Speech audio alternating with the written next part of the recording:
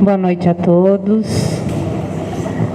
Sejam todos bem-vindos à nossa Casa de Luz.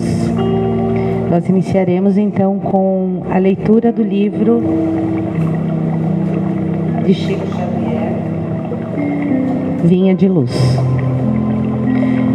E a leitura nos traz o seguinte título: De ânimo forte. Não faltam recursos de trabalho espiritual a todo irmão que deseje reerguer-se, aprimorar-se, elevar-se. Lacunas e necessidades, problemas e obstáculos desafiam o espírito de serviço dos companheiros de fé em toda parte. A ignorância pede instrutores.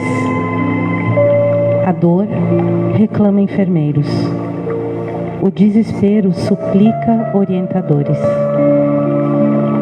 Onde, porém, os que procuram abraçar o trabalho por amor de servir? Com raras exceções, observamos na maioria das vezes a fuga, o pretexto, o retraimento. Aqui há temor de responsabilidade. Ali, receios de crítica, acolá, pavor de iniciativa em benefício de todos. Como poderá o artista fazer ouvir a beleza da melodia se ele foge o instrumento?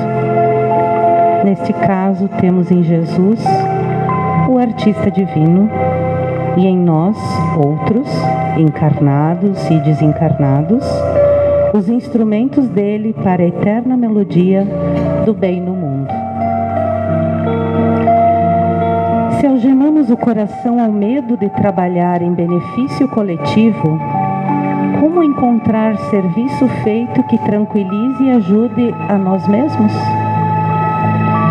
Como recolher felicidade que não semeamos ou amealhar dons de que nos afastamos suspeitosos? Onde esteja a possibilidade de sermos úteis, avancemos. De ânimo forte para a frente, construindo bem, ainda que defrontados pela ironia, pela frieza ou pela ingratidão.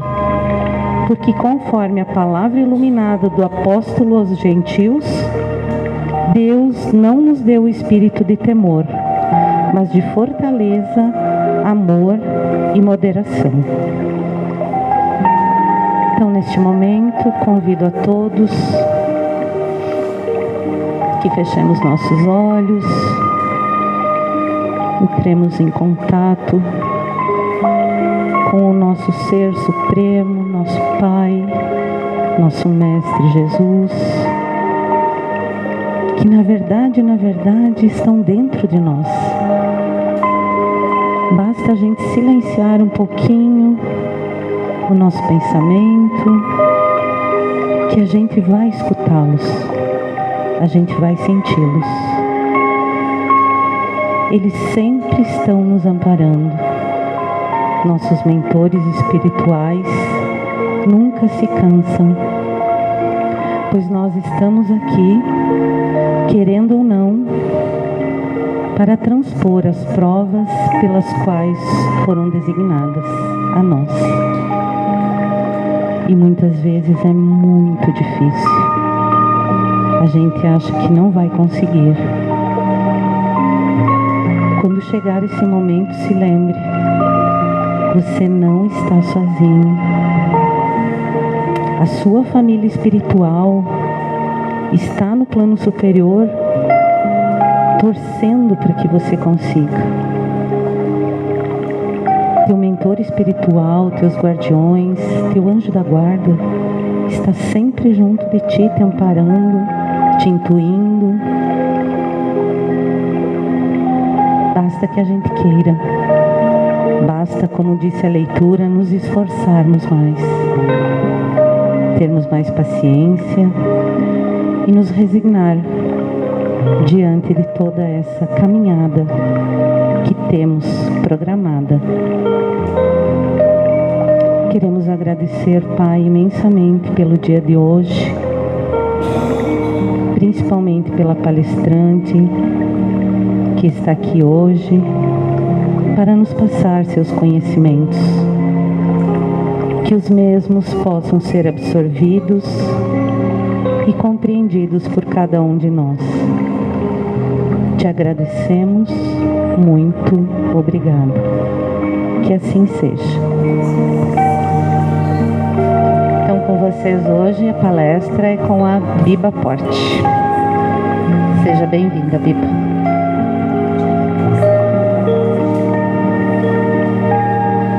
Jesus nos abençoe.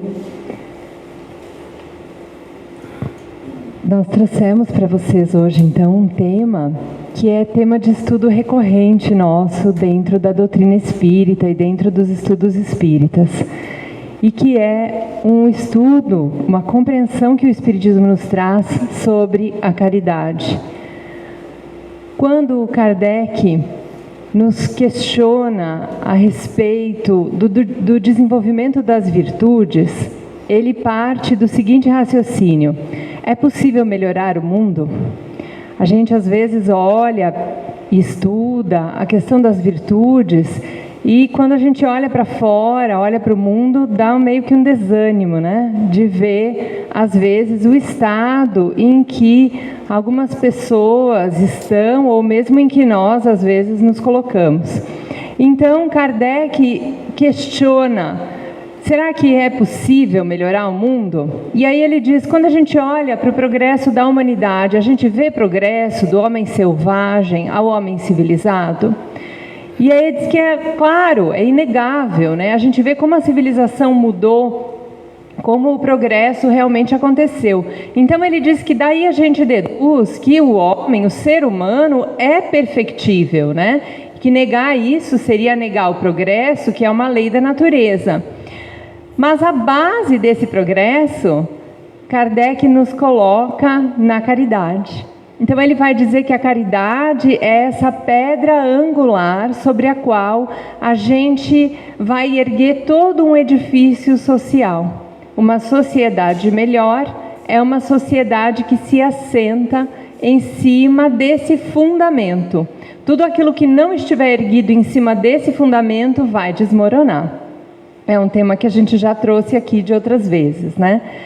Então a caridade é um tema que é interessante a gente entender porque que ele está colocado como pedra fundamental do nosso progresso e o que os espíritos falam sobre isso. No Livro dos Espíritos, na questão 886, Kardec pergunta: qual é o sentido, verdadeiro sentido da palavra caridade, como a entendia Jesus? E os espíritos respondem: benevolência para com todos, indulgência para as imperfeições dos outros, perdão das ofensas. Por isso nós falamos numa tríade divina. São 3 aspectos: benevolência, indulgência e perdão. O amor e a caridade são o complemento da lei de justiça, pois amar o próximo é fazer-lhe todo o bem que nos seja possível e que desejaríamos nos fosse feito. Então aqui a gente começa a ter uma ideia dessa definição de caridade, que ela engloba 3 aspectos e que está vinculada à lei de justiça.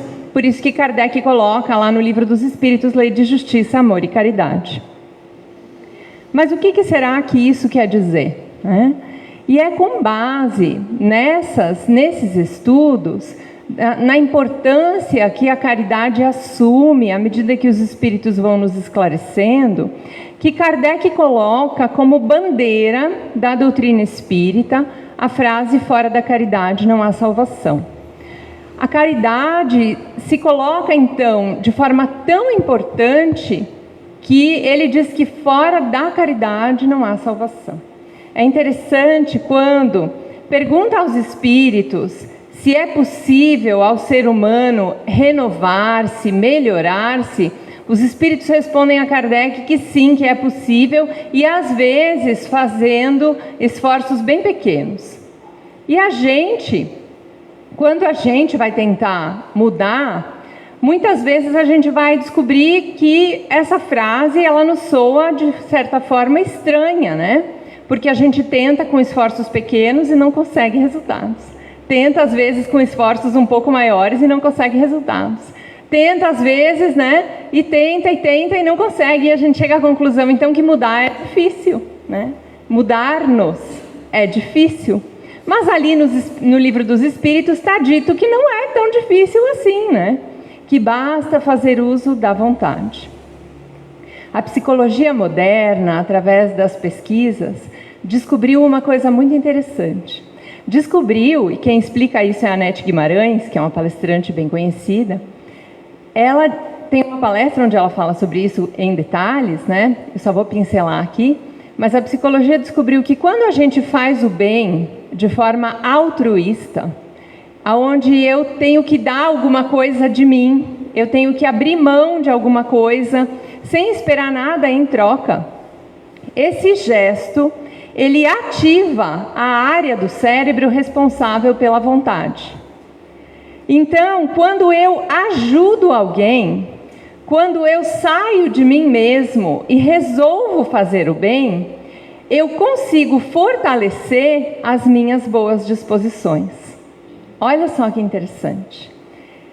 Não é por nada que Kardec elege, então, a caridade como caminho para a gente melhorar, para a gente percorrer essa trilha de salvação, né? O que é salvar-se? É livrar-se daquilo que nos perturba, daquilo que nos faz sofrer, né? É ir para um lugar melhor. Esse lugar melhor nós sabemos que é o nosso pensamento, o nosso sentimento.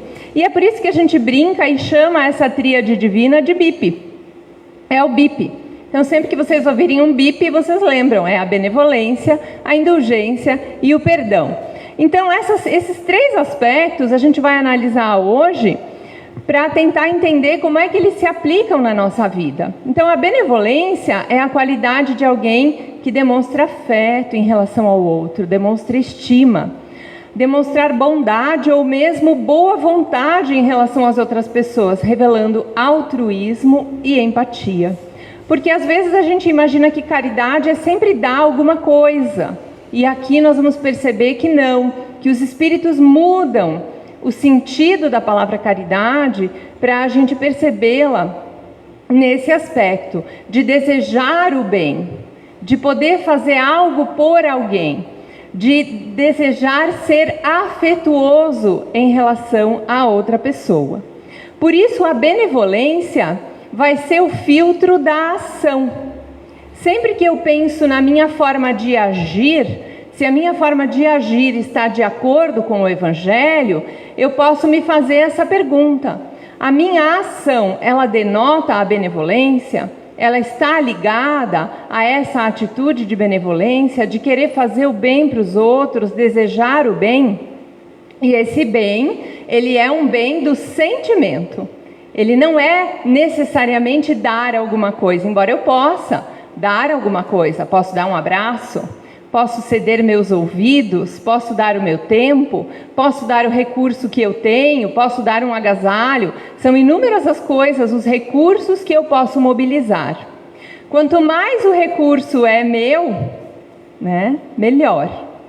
Porque os recursos materiais não são meus, eles são empréstimos, né? Eu estou de mordoma deles. Eu faço uso deles, mas eu não levo nada a hora que eu desencarnar. Então, quais são os recursos que são verdadeiramente meus, que eu posso mobilizar quando eu falo da benevolência?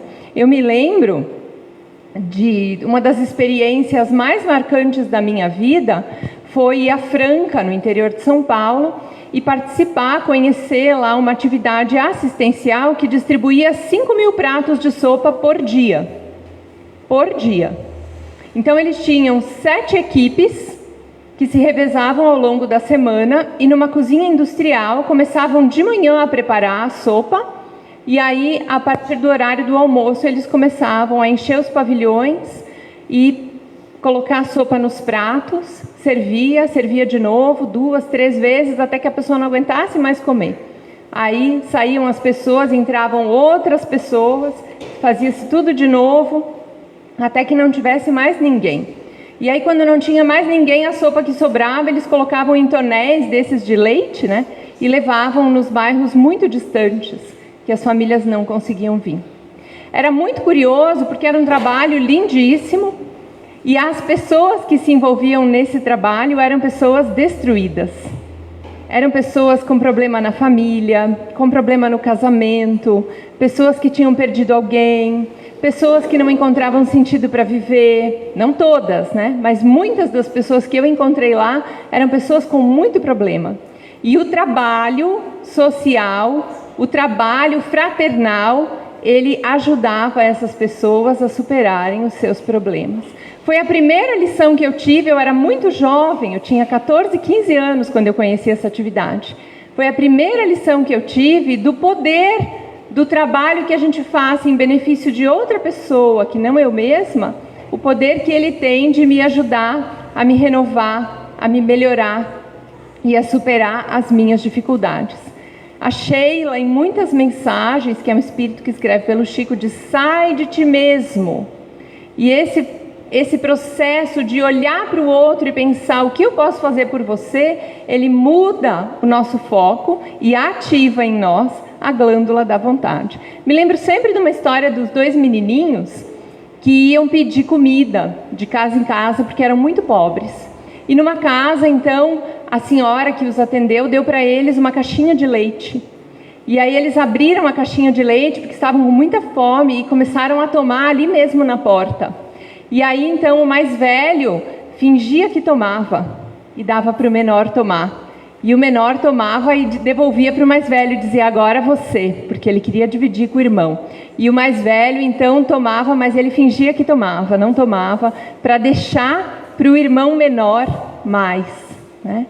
Que coisa linda é você ter essa capacidade de abrir mão de algo que seria bom para você por amor ao outro, porque você gosta do outro, né? Poder fazer isso. Isso é olhar para o outro com benevolência. No entanto, quando a gente vai estudar no Evangelho sobre a benevolência, os Espíritos nos ensinam que a benevolência produz a afabilidade e a doçura, que são as formas dela se manifestar. Mas nem sempre a aparência de afabilidade, de doçura, corresponde a realmente uma pessoa benevolente. Porque às vezes o mundo pode nos dar um verniz, né? É o verniz que a gente traz quando toma banho para vir ao centro, né?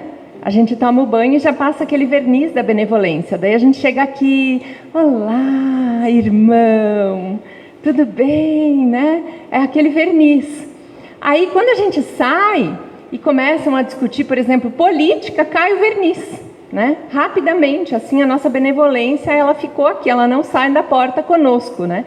Então isso é o verniz. Essa mensagem é muito curiosa, porque enquanto os espíritos estão falando da benevolência, eles também vêm nos falar dos tiranos domésticos, na mesma mensagem. Os tiranos domésticos que dizem: aqui eu mando e sou obedecido, mas que poderiam acrescentar: e sou detestado. E nós nos encontramos num momento de transição, onde viemos de um velho mundo, onde o que importava era mandar. E os espíritos vêm nos convidar para um novo mundo, onde o importante é amar, é servir. A benevolência não caminha com o rigor, embora caminhe com a disciplina, mas ela não caminha com o rigor, porque o rigor afasta. E a benevolência, a afabilidade, eles atraem. Então, quanto mais rígido eu quiser ser com os outros, mais eu afasto. Mas à medida que eu consigo transformar o meu coração para ter essa atitude benevolente, eu atraio. Atraio como o doce atrai, né? Atraio como o perfume atrai. Então não adianta a gente ter a máscara, o verniz, a hipocrisia. É preciso que essa seja uma qualidade conquistada no nosso coração. Ela não deve ser fingida, ela precisa corresponder. E como é que a gente faz para ela corresponder? A gente trabalha com outras áreas, né? Não só com a área da ação. Então a gente vem para indulgência. Se a benevolência é o filtro da ação, a indulgência vai dulcificar a nossa forma de olhar. Por isso que eu pus esses docinhos, vocês me perdoem, né? Sexta-noite, nem todo mundo jantou e a pessoa me põe os docinhos ali, a foto, né? Mas é para a gente lembrar do doce do olhar. olhar para as coisas com uma maneira de olhar assim mais doce. Aí a indulgência vem. Porque o que é a indulgência? É uma disposição para perdoar culpas ou erros. É clemência, é misericórdia, é perdão. Esses são sinônimos que a gente vai encontrar no dicionário, né? Então a indulgência é para nós o filtro do pensamento. Enquanto a benevolência é o filtro da ação, a indulgência é o filtro do pensamento. Porque o meu pensamento analisa e julga o tempo todo. Eu vou observando e vou emitindo meus julgamentos. Isso está correto, isso não está correto. Isso aqui eu concordo, isso aqui eu não concordo. Esse é um movimento natural que a gente faz. No entanto, eu preciso ir ajudando e ajustando meu pensamento para que ele caminhe de acordo com as diretrizes que o Evangelho nos traz. Quais são essas diretrizes? As diretrizes da indulgência. Então, o pensamento que caminha de acordo com a indulgência, ele se modifica na hora que ele vai emitir o julgamento. O julgamento tem que passar por esse filtro, que normalmente ele não passa, né? Uma família morava numa casa e todo dia pela janela a mulher via a vizinha vir estender a roupa no varal. E ela dizia para o marido: eu não me conformo que essa nossa vizinha não sabe lavar a roupa. É um horror. A gente olha e essas roupas todas manchadas, todas sujas. Será que ela não tem máquina? Não é possível. Será que ela não teve mãe? Ninguém ensinou para ela? É um horror. E todo dia a história se repetia. Eles sentavam para comer, ela olhava pela janela e criticava a vizinha, Um belo dia, eles sentaram para comer e ela olhou e... meu Deus, que surpresa! A roupa da vizinha, uma brancura, uma beleza, um espetáculo. Ela ficou olhando para aquilo boquiaberta e o marido disse: resolvi o nosso problema. Resolvi o nosso problema com a vizinha. Ela disse: nossa, o que você fez? Você foi ensinar a vizinha a lavar roupa? Ele disse: não, eu lavei nossa janela. Nós vemos os outros como nós somos e não como eles são. O que eu trago em mim é o filtro daquilo que eu sou. Então, se eu estou acostumada a criticar, é porque eu trago em mim essa crítica, essa rigidez. Possivelmente porque eu fui educada assim. Então é o que eu sei dar para os outros. E é pelo estudo que eu vou modificando, então. Vou lavando as minhas janelas para poder olhar para os outros de uma maneira diferente. Olha que beleza que a gente está se aproximando do mundo de regeneração. Isso aqui é um livro infantil, né? Tudo bem cometer erros. Então, a semana passada, ou retrasada, nós recebemos um videozinho de uma família tomando café. Hoje é meu dia de falar de comida, né? Tá tudo ao redor do café. E a família, então, está sentada tomando café e o filho mais velho, ele quer se servir de leite. Aí ele se serve de leite. Aí o filho mais novo, ele também quer se servir de leite, mas ele é pequenininho. Ele não tem ainda a coordenação, o domínio. Ele vai se servir de leite e ele derrama o leite. Aí a mãe está filmando e ela diz para ele: o que aconteceu? E ele diz: derramou. E ela diz: e agora o que você está fazendo? E ele diz: limpando. E o mais velho diz: é que nem o livro do oh-oh. E a mãe diz: livro do oh-oh? E ele diz: é, tudo bem cometer erros. E se você derramar o leite, você mesmo pode limpar. Está aí o livro do oh-oh para vocês. Olha ali, escrito inclusive oh-oh. Quando acontece alguma coisa errada, oh-oh. E não tem problema, porque você pode limpar. Você pode corrigir, você pode recolher, está tudo bem. Nós não fomos educados assim. Muitas vezes nós fomos educados num lugar onde, quando a gente cometia um erro, era um horror. Meu Deus, como é que você fez isso? Por que você fez isso? E às vezes vinham certos adjetivos, né? Que a gente escuta na nossa mente até hoje. E aí, agora, nós temos que fazer esse trabalho de modificar esse panorama que passa no nosso pensamento para que o filtro da indulgência nos ajude. Então, quando vem aquela voz excessivamente crítica, com a qual às vezes eu fui educado, ou que faz parte do meio em que eu cresci, acostumada a atacar os outros, a criticar excessivamente os outros, e que não tem essa doçura no olhar, eu vou me lembrar do Evangelho. Quando fala da indulgência, os Espíritos dizem assim: quando criticais, que consequência se há de tirar das vossas palavras? A de que não tereis feito o que reprovais, visto que estáis a censurar, que valeis mais do que o culpado. Então, a gente se colocar na posição de juiz, condenando, né? Intimamente eu estou dizendo, eu sou melhor do que você. E isso é uma característica do orgulho. E nós não estamos aqui para vencer o orgulho? Então, o primeiro passo para eu tentar vencer o orgulho é começar a fazer essa análise. Quando eu estou julgando o outro, tentar dulcificar o olhar, entendendo que tudo bem cometer erros. Ele está errado, eu estou vendo que ele está errado, tudo bem. Porque eu posso ser severo comigo, eu posso me exigir, você não deve mais fazer assim. Porque eu sou muito crítica. E quando eu olho as pessoas, eu já estou, né? Meu pensamento já está julgando.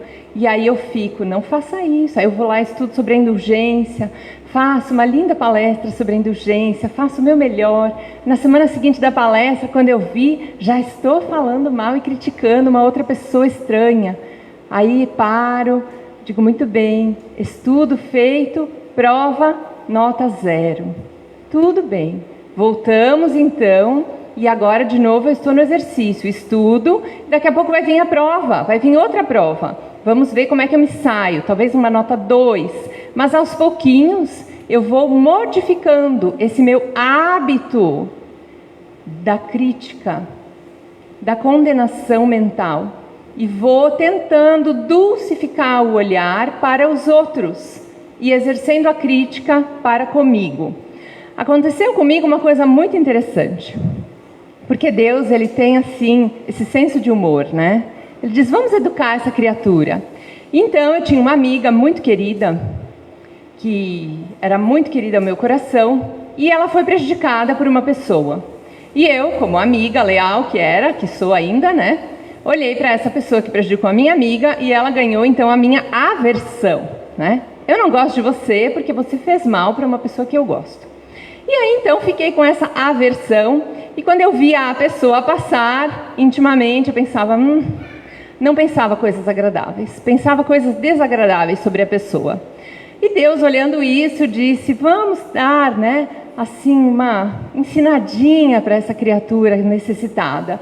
Então um dia eu estou conversando com uma outra pessoa, e a pessoa me diz assim, fulana de tal, essa pessoa me ajudou muito, e começou a me contar como a pessoa tinha ajudado ela num momento tão difícil da vida dela e tal, e era justamente aquele por quem eu nutria antipatia. E fiquei eu ali ouvindo, né? Ouvindo essa pessoa tecer elogios, me ajudou, foi tão importante para mim, olha, foi ótimo, não sei o quê. E eu dizia, caramba. E na hora eu entendi, falei, tá bom, Senhor, já entendi. E adivinha se no dia seguinte eu não cruzei com a pessoa, na rua, vejo ela vindo e eu indo, aí a oportunidade, por quê? Agora eu olho para ela e eu vejo a coisa ruim que ela fez, um erro, e a coisa boa que ela fez, um acerto. Então agora eu não posso mais julgar mal, porque Deus me mostrou, ela não é má, ela fez uma coisa ruim e agora ela fez uma coisa boa. Por quê? A psicóloga Robin Casarjan, quando ela trabalha sobre o perdão, ela diz que as pessoas são como um abajur. E a gente olha para o abajur e a gente vê a luz, sai para cima, sai para baixo, mas não vê o todo. E isso é o julgamento. E o perdão, a indulgência, é quando a gente tira a cúpula. E aí eu vejo que tem ali uma lâmpada, e a lâmpada irradia luz para todos os lados. Porque ninguém é 100% mal, ninguém é 100% equivocado. A pessoa tem os seus erros e tem os seus acertos. O que acontece? A gente só foca no erro e a gente não vê os acertos. Então a indulgência, ela vai nos mostrar esse exercício, tira a cúpula, veja a lâmpada, veja que a pessoa é muito mais. E para reforçar isso, os Espíritos dizem, o verdadeiro caráter da caridade é a modéstia e a humildade.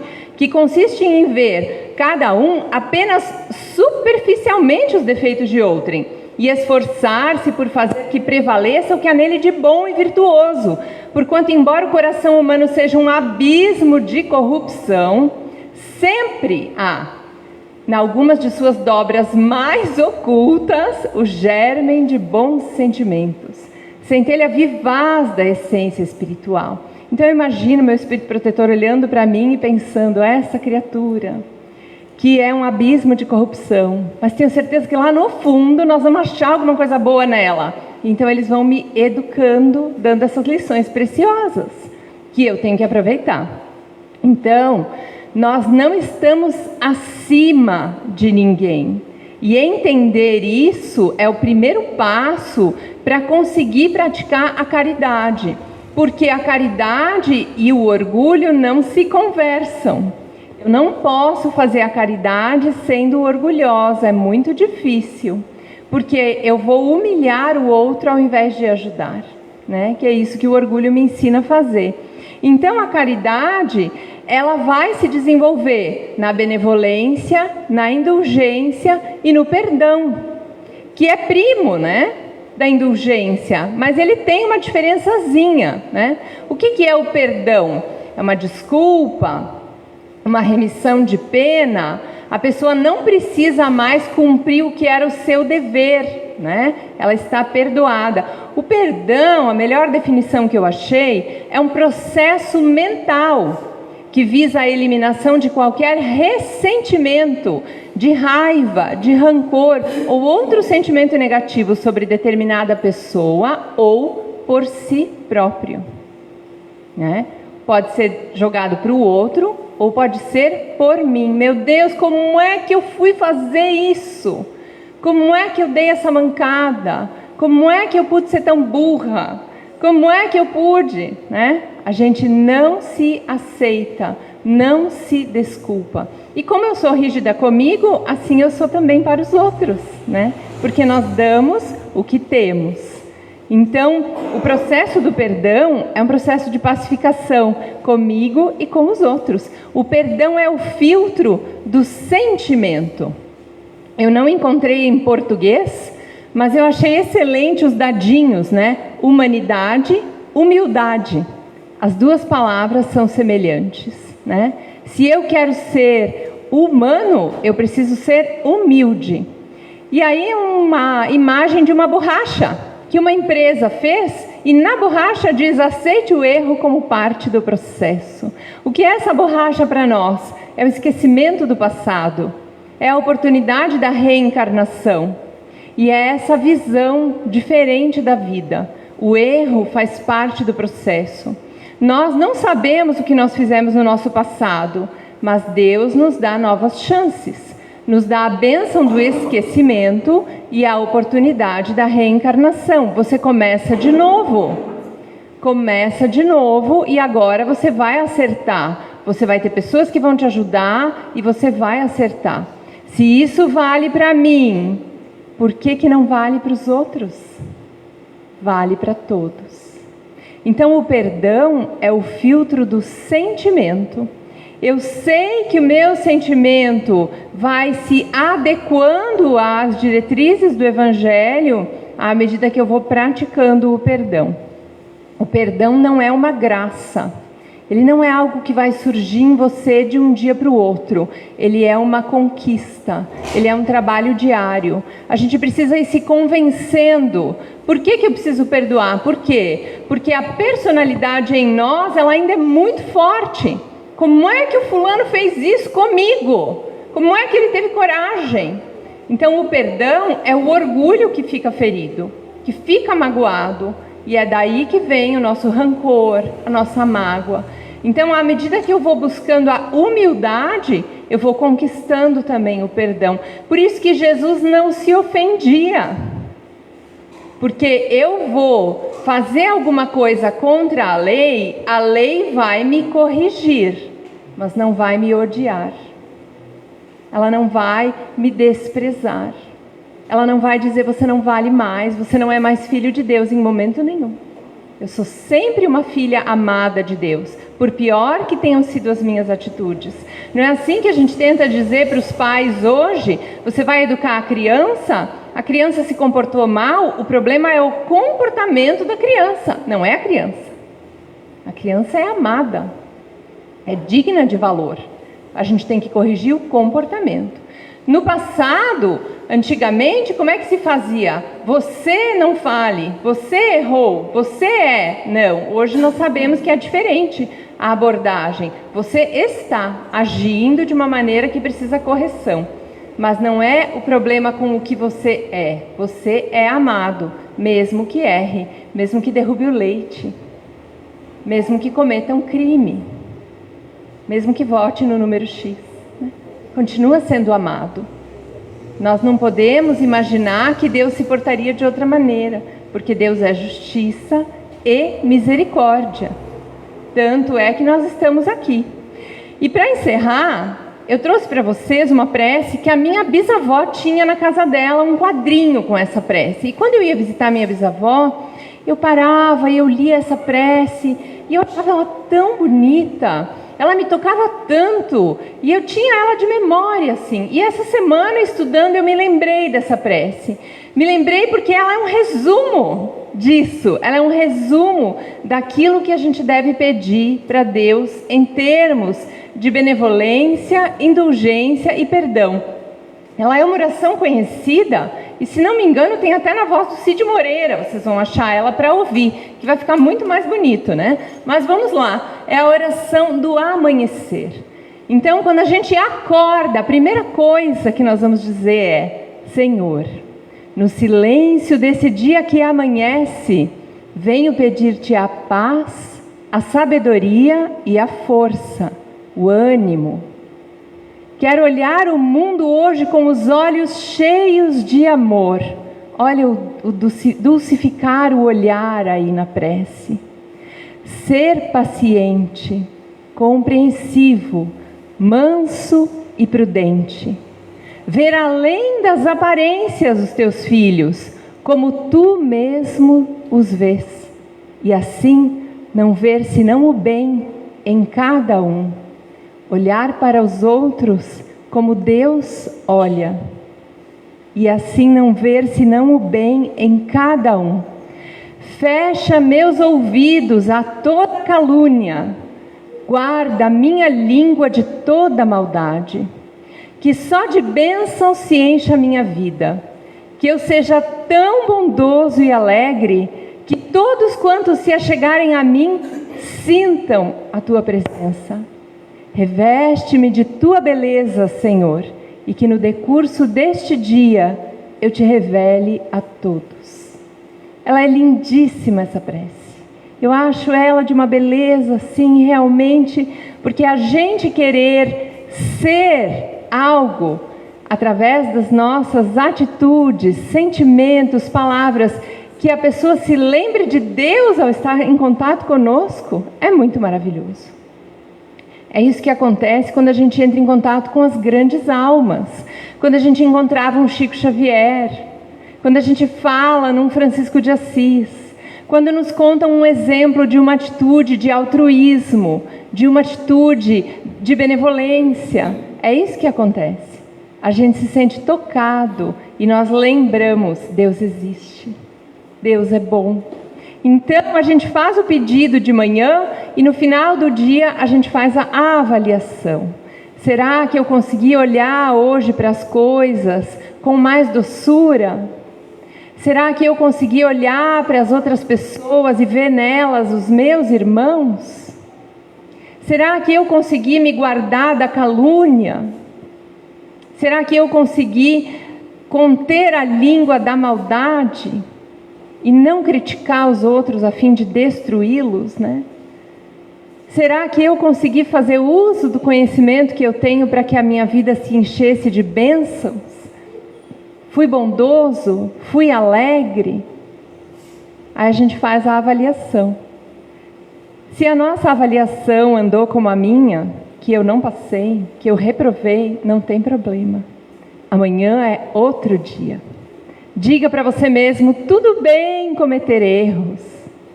E se você resvalar, Mas amanhã você pode continuar e tentar de novo.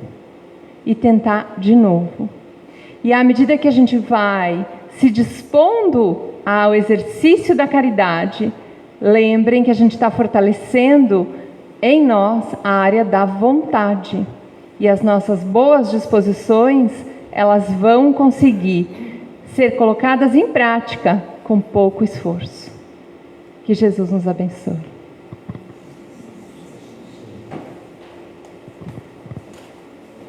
Obrigada, Biba.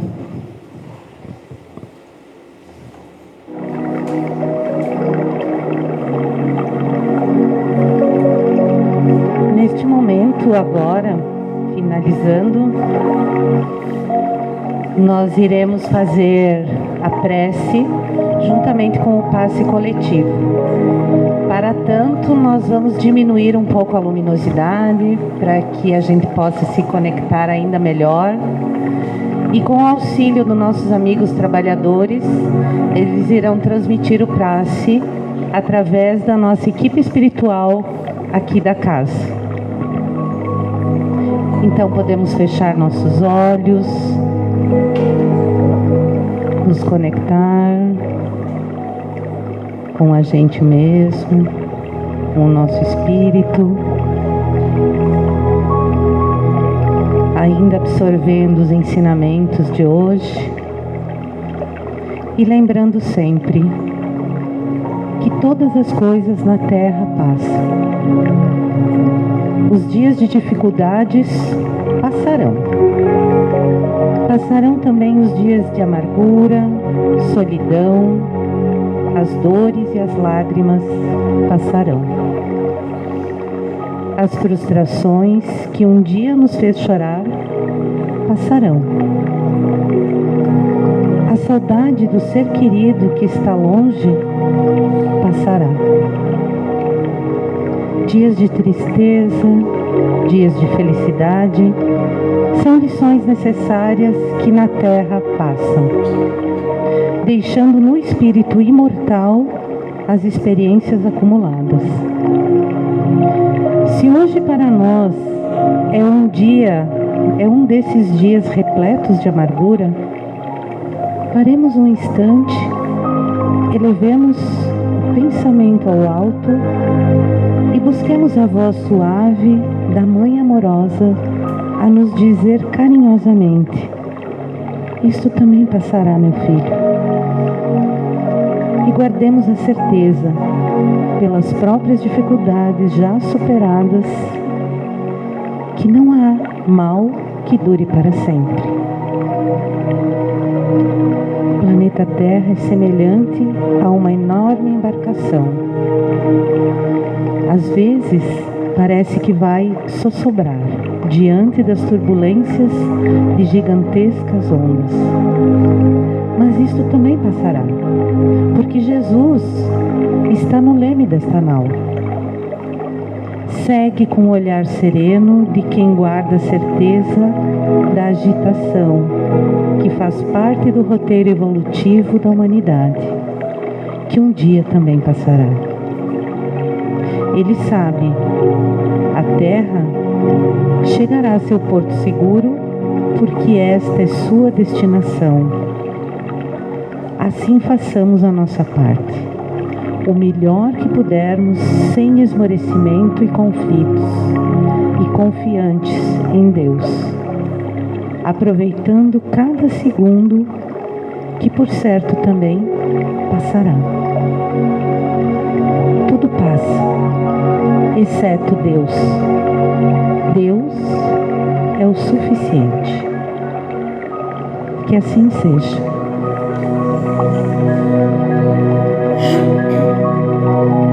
Desejamos a todos uma boa noite e um bom retorno às suas casas.